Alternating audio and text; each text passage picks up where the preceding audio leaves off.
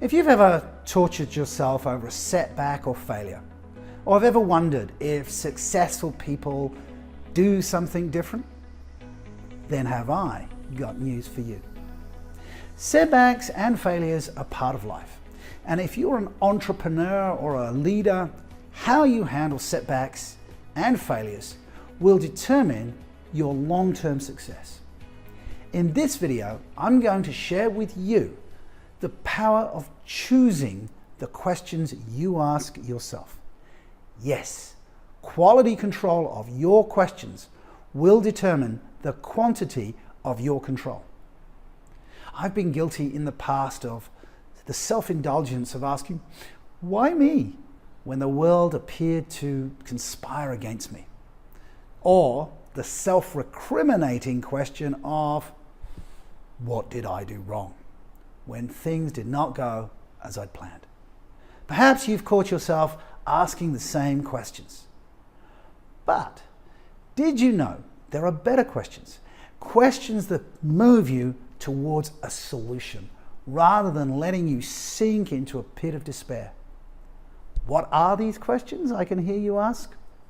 Well, let's start with question number one. What is really happening here? This question is designed to put everything into perspective and to dial down our reactivity. The emphasis is what is real rather than what we imagine. Asking what is really happening here puts us in detective mode with a string of sub-questions such as who did what specifically, where specifically, when specifically, and with what intention. These indexing questions ensure that we overcome our initial bias to a situation, and they buy us a moment before we respond, saving us the embarrassment of making things worse. Question number two, what is this asking of me? When you ask this question, you tap into your resources. Rather than being a helpless victim, the question assumes that you have the capacity to respond to the situation you are facing, and your brain starts looking for options.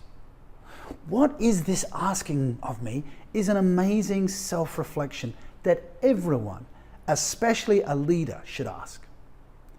In my coaching practice, I notice that the leaders who ask this question are the most resilient and the most creative in finding solutions. Question number three, what is my next move? With question one, we got clarity. With question two, we got resources. And with question three, we get action. In chess, you can lose a key piece, such as your queen, but still win the game. But to do so, you need to make a move.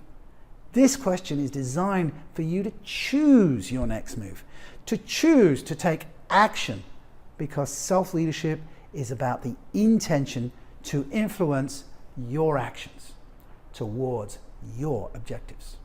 Right actions deliver right results over time.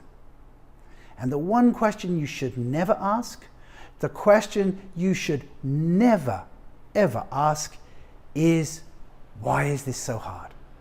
When we ask this question, our brain dutifully provides a long list of the reasons why this situation is so hard, and we become demotivated and give up. Years ago, I stopped asking this when I faced a challenge, and I recommend you do too. Why?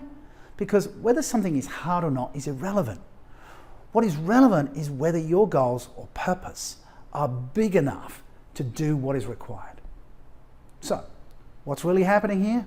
I'm challenging you to take control, because quality control of your questions will determine the quantity of your control. And what is this asking of you? Control your questions. And what is your next move? Well, that is entirely up to you. However, I think you should share this video with 5 friends and ask them to support you in asking good questions of yourself. So what are you waiting for? And remember, you can't lead others unless you first lead yourself. This is Andrew Bryant, the Self-Leadership Coach. Until next time.